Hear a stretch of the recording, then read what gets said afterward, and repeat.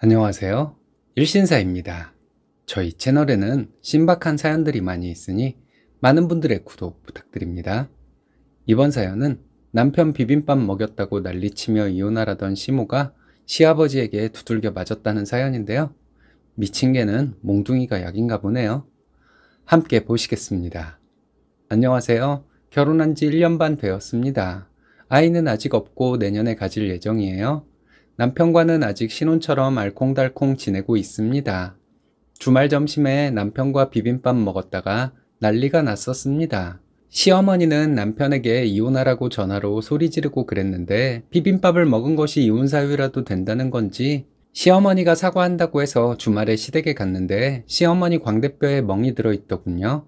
전혀 진심이 담겨있지 않은 사과를 하는 시어머니에게 앞으로 하는 거 봐서 용서를 하던지 결정할 것이라고 했습니다. 시어머니 얼굴의 멍자국은 아들 이혼시키려는 미친 여자라고 시아버지한테 맞은 것 같아요. 저희 시아버지 운동하셨던 분이신데 과묵하시면서 속으로는 자상한 분이십니다. 불의를 보면 못 참는 성격이시고요. 부지런한 분이라서 식사, 청소 이런 것들을 새벽부터 일어나서 하세요. 시어머니한테 안 한다고 잔소리하지 않는 분이십니다. 반면에 시어머니는 엄청 게을러요. 저한테 남편 비빔밥 먹였다고 뭐라 할 자격도 없는 분입니다. 오죽하면 남편이 제일 싫어하는 음식이 짜장밥일까요? 시어머니가 워낙 똥꼬집이 있는 분이라서 이번에 난리친 거 시아버지께 말씀드리고 녹음 파일 보내드렸습니다. 시어머니는 젊어서 남자 문제 일으키고 돈 사고까지 친 이후로 시아버지한테 엄청 잡혀 산다고 합니다. 그러면서도 집안 시끄러운 일 만드는 거 보면 시어머니는 사고 못 쳐 안달난 귀신이 붙은 것 같아요. 저희는 맞벌이 부부이고 연봉도 비슷합니다. 퇴근 시간도 비슷해요. 맞벌이이기 때문에 당연히 가사 분담하고 살고 있죠. 저희는 가사 일에 대한 분담이 확실하게 되어 있습니다. 저는 요리와 빨래, 돈 관리하고요. 남편은 청소, 설거지, 쓰레기 처리를 하고 있습니다. 남편은 조미료가 어디에 있는지 모르지만 저는 쓰레기 봉투가 어디 있는지 정도는 알아요.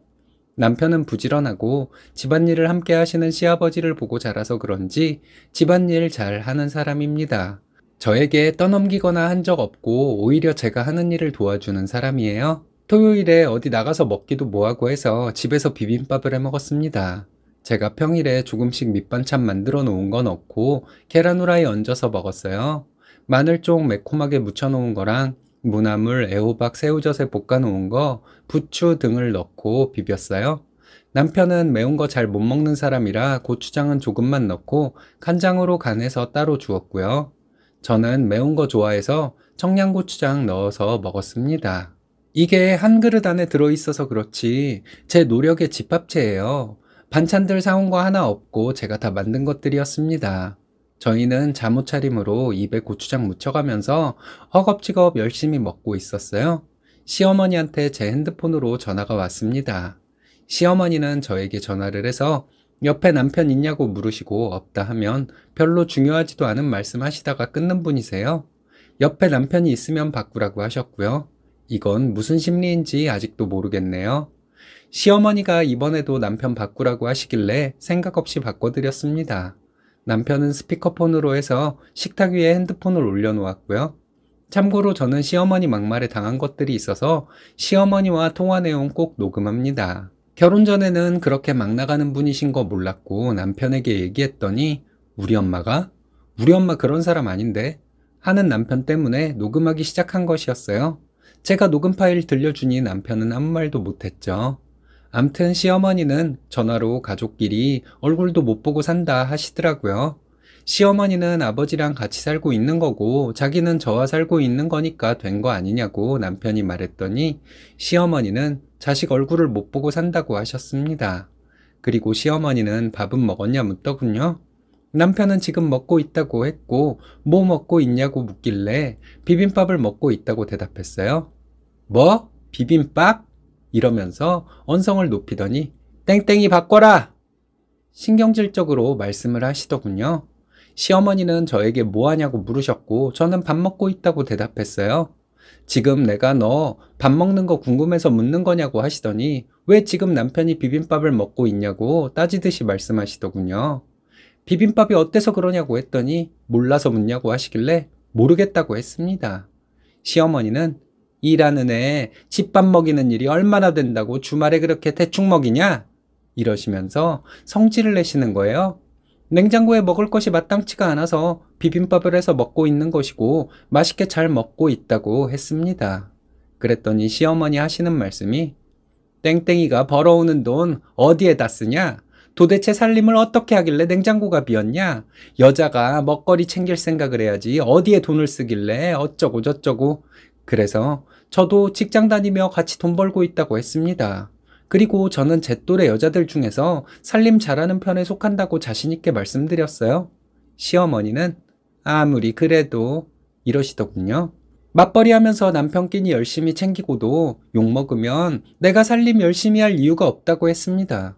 시어머니는 네가 어쩔 건데 이러시더라고요. 이제부터 이 사람 굶던 말던 자기 밥은 자기가 알아서 차려 먹어야 할 것이라고, 내가 무슨 부귀영화를 누리자고 이렇게 잘하고도 욕먹어가며 또 잘하려 하겠냐 했습니다. 말없이 조용하길래 전화 끊어버렸어요. 시어머니는 열받고 할 말 없으면 말문이 막히는 스타일인 거 알게 된 후부터는 저 그냥 조금씩 할 말하고 살았습니다. 그런데 그때는 진짜 평화로운 내 주말을 시어머니가 망쳐버렸다는 생각에 말이 막 나오더라고요. 아니나 다를까 시어머니 전화가 다시 왔고 안 받았습니다. 남편 전화로 전화가 왔는데 스피커폰 안에도 소리가 쩌렁쩌렁 다 들리더라고요. 이혼해, 이혼하라고, 헤어져, 헤어지라고. 시어머니는 앞뒤 내용도 없이 이러고 소리를 지르기만 했어요. 남편이 아니 엄마, 저기 잠깐만 내 말 좀.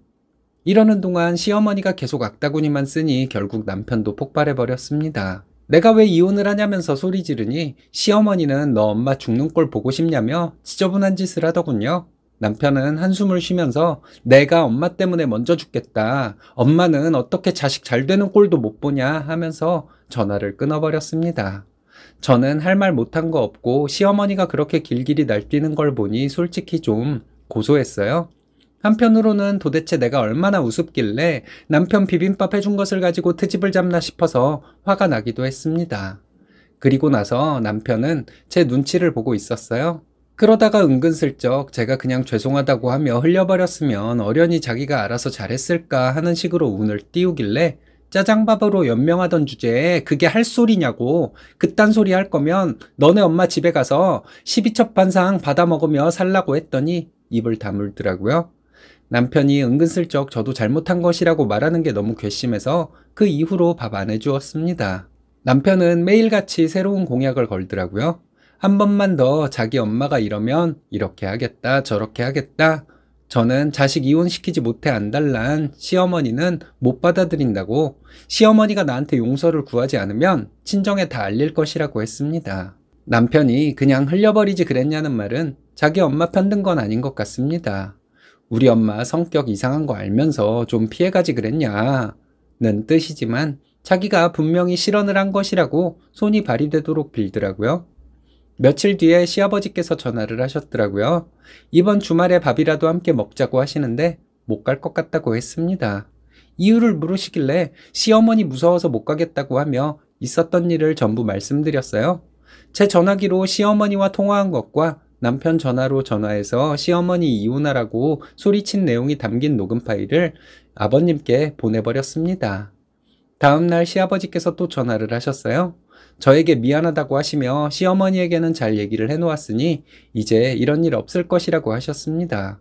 그리고 주말에 시댁에 갔는데 시어머니는 저를 쳐다보지도 못하더라고요. 얼굴을 자세히 보니 한쪽 광대뼈 있는 곳에 멍자국이 있었습니다. 제가 생각하기에는 시아버지에게 맞은 것 같아요.